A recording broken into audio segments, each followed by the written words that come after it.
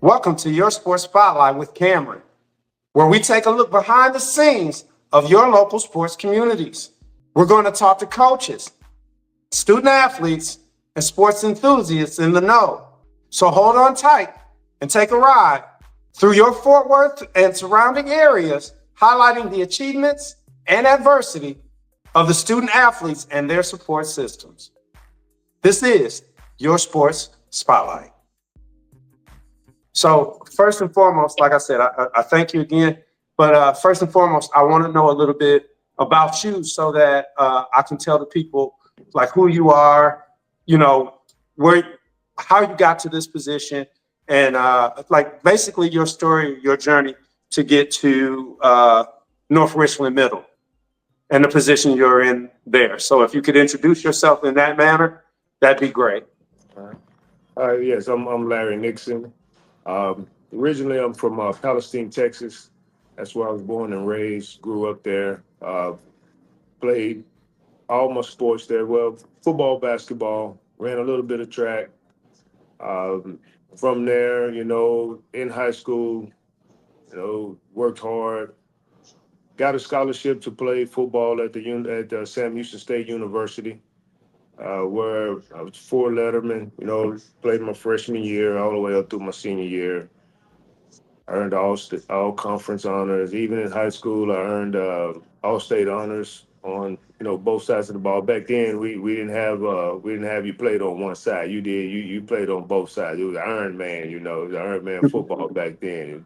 If you were good, you were gonna play on both sides. Nowadays, I tell the kids, y'all soft. Y'all specialize on one side of the ball. We played both, but I was blessed enough to play on both sides of the ball. Got all-state honors, offense and defense. I was all-state receiver, and then people laugh when I tell them I was all-state defensive end too in high school. So, what, you played D? And I'm like, yeah.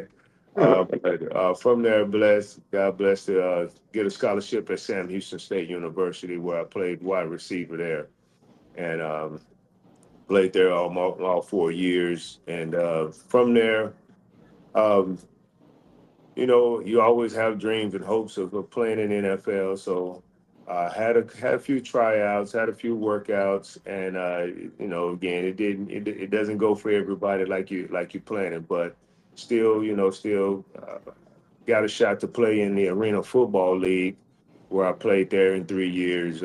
Played with the Arizona Rattlers, and extremely blessed to play with a squad like that. And after that, I got cut from the Arizona Rattlers, and really just came back home. Um, Started my journey. Didn't start out coaching.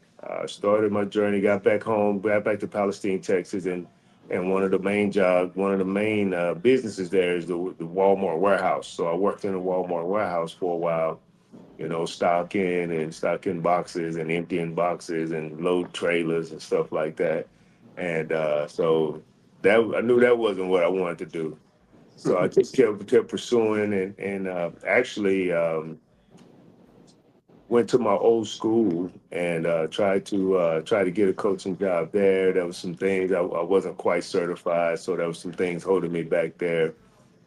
But then I ended up getting my first coaching job was at a rival high school in Chapel Hill, Texas. It's Tyler, Texas. So there I coached receivers and on the varsity level.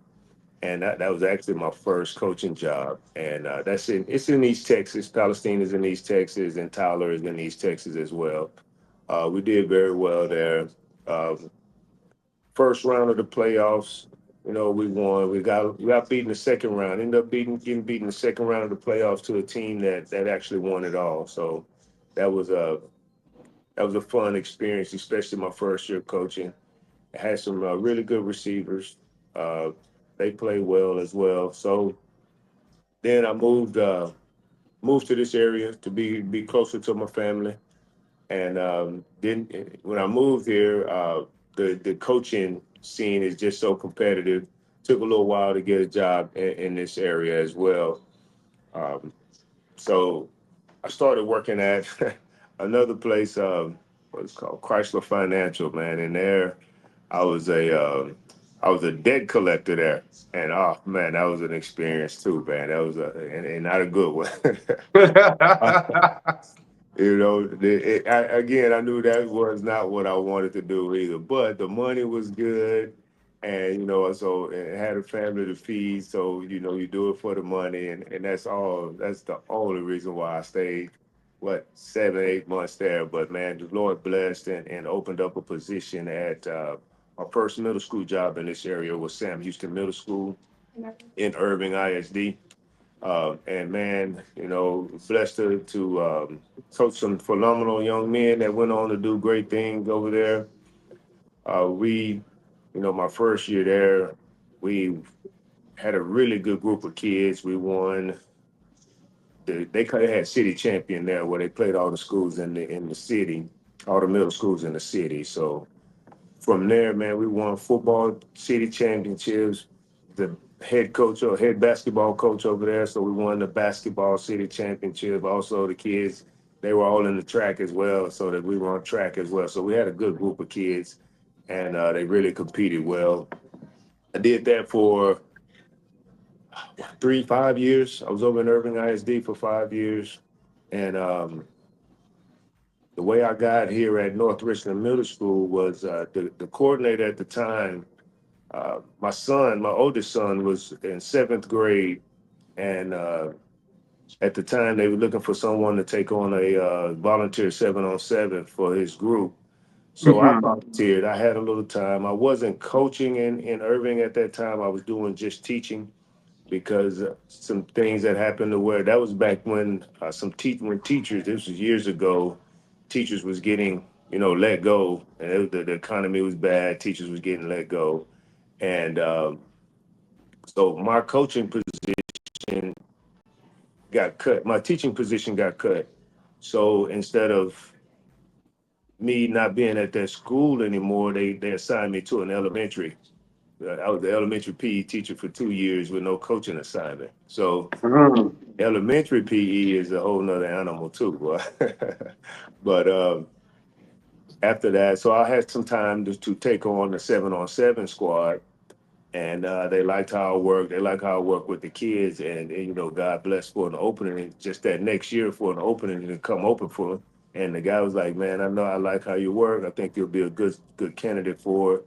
So he brought me in, man, and his name is Mark Ashley, man. He's the head cross country coach at Richland High School right now, Mhm. and I'm really grateful for him and him noticing, you know, my abilities and bringing me on, man, because I was able to coach my oldest son in eighth grade, and now I'm 13 years in now. Now I got my youngest son in eighth grade, and so man, just been highly blessed. Uh, uh, it's been a road, but it's been. I'm grateful for everything that has happened to me, and has got me in this position I am now.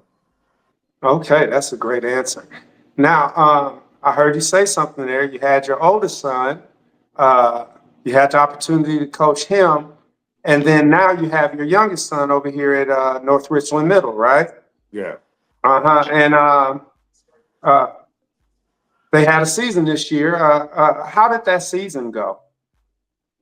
And you know, I call it success because as seventh graders, I think you know we have 12 teams in our conference, and when they were in seventh grade, they were the fourth team. And this year they ended up second, which is a great accomplishment to me because you know you get a lot of kids that are first year players coming into middle school and seventh grade. They're first year players, and then you get them mixed in with some of those guys that have been playing in little leagues and stuff like that. So you never know, you never know how that mix is gonna be. So for them to be come from a fourth place team in seventh grade to a second place team. And then, you know, you take a team that nobody has beat in 2 years and you take them to the championship and you 16-6 in the championship game against a team that's been beating everybody pretty good. I call it a success, man. I know we wanted it all, but from going to losing 4 games last year to 2 games against the same team in 1 year, man, that I call it a success, man. And I'm really excited about that group and what they're going to do in the future. Speaking or building on that, their record was, like you said, they lost to this 2 times to the same team, correct? Correct. Who did that happen to be? That's Central Junior High. Central Junior High. Central Junior High, they actually feed into LD Bell. Some of the kids, they mix into Trinity High School. Some of them mix into LD Bell. And,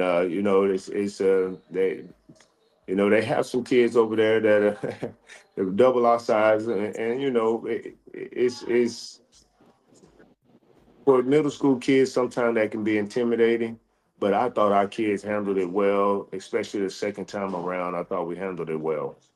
Okay, so speaking on that first time approaching that game, what do you think the strengths were and maybe some of the challenges that you faced going into that first game because you guys were undefeated, correct? Yeah, we were undefeated at that time going into the game. Both teams was undefeated, and I think our strength in that game was our skill positions. We were able to get the ball in the hands of our skill positions, and they had the up front. The guys up front were, I'll go and say, the guys up front were better than our guys up front, and our strength was getting the ball out to our skill position guys and letting them work in the secondary and score. We had some big play touchdowns against them the first time around, and I thought that was our strength. Our weakness, defensively, going back and watching the film, defensively we were out of position a lot. Um, when you have your assignment on defense, contain the outside, and you go inside, man, that's it. That's a kid that can kill you. Or tackling, I think we were a little intimidated coming out. We had a slow start coming out against them. Plus, we had 2 turnovers that they picked up for a touchdown that first time. That first time. So I think our strength was getting the ball into our playmakers' hands, and then our weakness was we blew some defensive assignments. We had 2 crucial turnovers that they were able to scoop up the fumble and score on. So it kind of, that kind of made the game look a little worse than what it was. On themselves. Yes, yeah. Yeah, we shot ourselves in the foot a lot of that first time around. Okay, so And the out of second. that loss, um,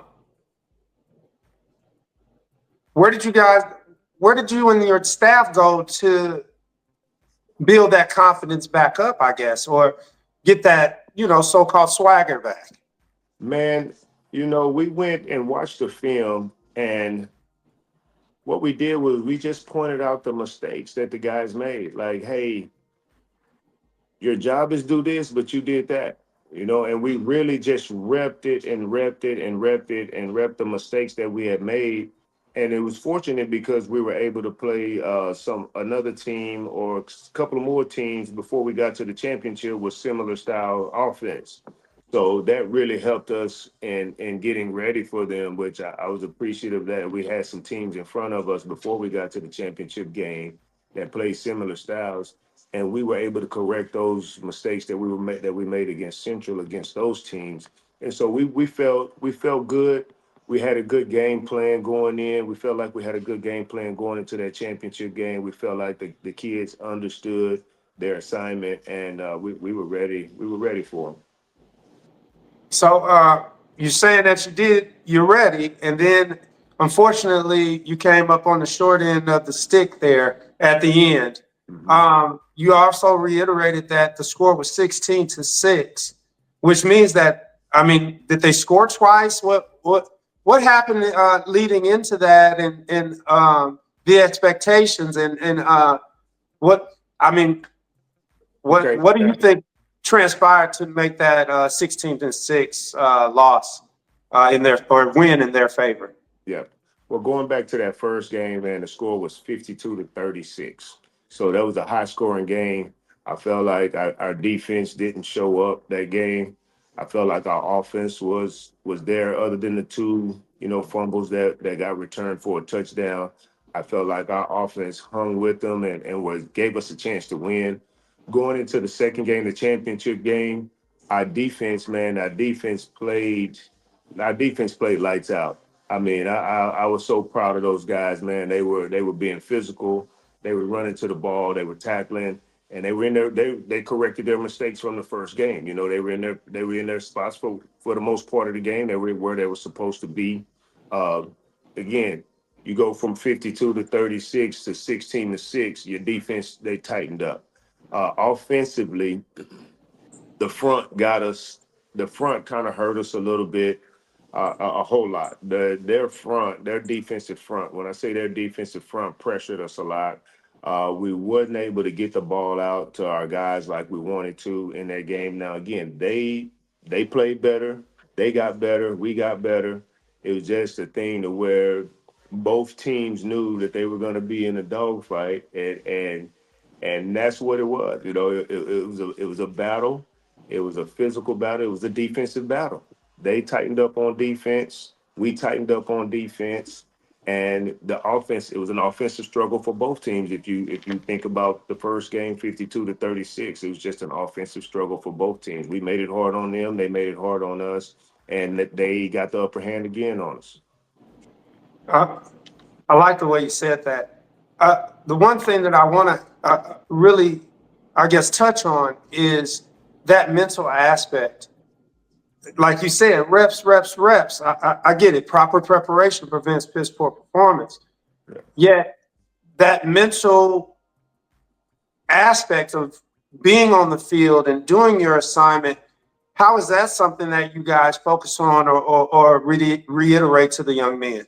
Man, I love my teams. I want them to take on my persona, and I know, some people think, oh, you play receiver, y'all soft. Man, I told y'all I was an all-state defensive end. Man, I'm about physicality.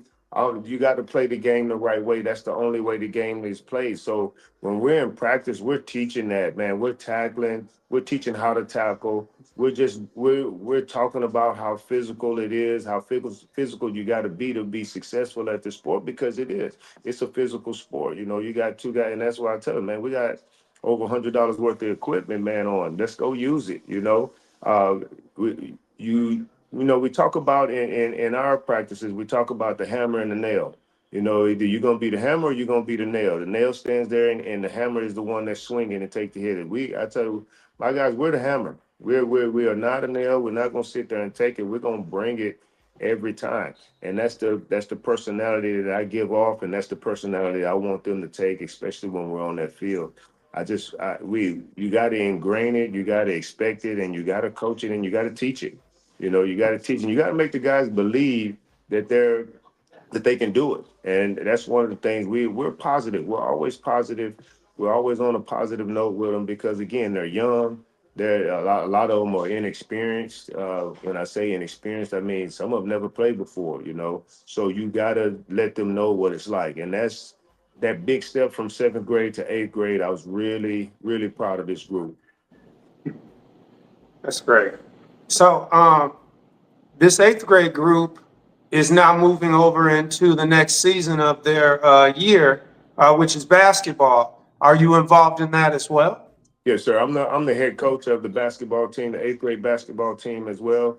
Um, Expecting big things from this group as well. We were the only team as seventh graders. We were the only team in the Birdville ISD school to go to the gold championship brackets and play the HEB schools, who were above. Six teams get to go to the gold bracket, and six teams go to a silver bracket, which is like 1 through 6 get to go play for the big championship, and then 7 through 12 play for like a silver bracket championship. So I was very proud of our group. We were able to make it to the gold bracket championship, meaning I think we finished at fourth in the Big 12 in basketball last year, which put us in the gold bracket, because we were at 1 through 16. and we were the only team in Burville ISD to get into that gold bracket. So it was a good experience for them. This year, I'm expecting even bigger things out of that group. We ended up being fourth, I believe, fourth or fifth in the tournament. We just had some breakdowns in the tournament. When you're young and you don't do as good as you think you should do in the first round, it makes the other rounds like, we didn't get to the championship game. So, I think we had a little bit of that. But one thing that our coaching staff, we're really proud of this group is the maturity level that has grown tremendously since last year. The maturity level of these guys have really grown, and I don't see, we brag on them all the time, like, man, the maturity level has really risen, because there were situations that we were faced with in football where as seventh graders they would have went down in the dumps, and but this year they kept fighting, they kept standing up, and actually won us a few games that way too. So Right. And that's what you're looking for, I guess, going forward into basketball. yes, sir. Going forward Uh, in the basketball, looking for the maturity level to really be real high. We got some guys that have some basketball savvy. I haven't had a group. When I say basketball savvy, they've played before. They have a lot of experience in basketball. Maybe they played AAU, or they played on teams before they even got to middle school. So they have a little basketball knowledge. So that helps out a lot. I tell parents all the time, if you can get your kid in whatever sport they play a year or two before they come to middle school, they're going to be ahead of a lot of kids, or whatever sport they play. If you can get them in before they get to middle school, a year, 2 or 3 years before they start playing middle school ball, man, it's a whole lot. They'll be a whole lot further than a lot of kids, because we have kids that inexperienced, haven't played before, and they may be athletic, but their skill level is not there. Skill level is different than athleticism. So, yeah, looking forward to a really good basketball season this year. That's great. And then I guess I got one more question for you. And just looking towards going towards the next year, going that transitional year from eighth grade to ninth grade. Do you have any plans on maybe something going on towards that? I know that's a little further out in the future, but just looking a little bit forward and saying, seeing the type of talent that's in eighth grade, is that something that might be in the plans, or something that you can speak on? Yeah, most definitely, man. That's always been my desire to move up to high school. I've always desired that, to move up, since my oldest was in eighth grade. But there's circumstances and things that are, I guess that's out of my control that can make that happen. For me, I love the area I'm in. I love where I'm at, and I know, if I wanted a high school job, I would have to move around. And I love this area, man. This is a great place. I've raised my boys here. We've been here. I've been here for so long, man. The community is great here, and I don't want to make a big move for that, but I do desire to be on the high school level. And man, I love to move up with this group right now. They got it's just, so I know there's going to be some special things that these guys are going to do going forward, mixed in with some other groups that I've had in the past year or two. Man, they're going to really do some big things. Plus, we got a nice little group coming behind them too. So I really feel like this group is going to be strong at the high school for a few years, man. For their time, at least their time there. Right. I'm absolutely, I'm in the local area, and I am looking forward to seeing what these groups are doing. And that's the thing why I'm actually starting something like this with you. And I appreciate you coming on the Sports Spotlight with me here, the inaugural episode, and just giving us a little bit of background about yourself, and also what you're doing at North Richland Middle with the eighth grade, and of course the seventh grade as well. Uh, so that's why I'm asking you now. I'm going to try and get some of the young men that you're coaching and bring them on, and have a nice little forum with them as well. I'm going to ask them some of the similar questions that I asked you, but I'm going to try and get a more in-depth mindset of what it is to be 13 and be listening to mentors and coaches and you know, see about the feelings and the emotions that go along with being a scholastic athlete in this local area of Fort Worth and DFW. Oh, So, okay. like I said, again, I really appreciate you for your time. I really appreciate your answers as well. I really would love to have you back later on, possibly after the basketball season or during the basketball season. That way we can get a little bit of an update on where you guys are and how your season is going or how it went. And again, thank you for joining the Sports Spotlight. We had Coach Larry Nixon on, and anything you'd like to say? No, man, just appreciate it, man. Appreciate the time, you know. Always willing to share anything you need, man. Just holler at me. All right. All And right. again, thank you for joining the Sports Spotlight. No problem, man. This is Cameron and Coach Nixon. Have a good one. See you.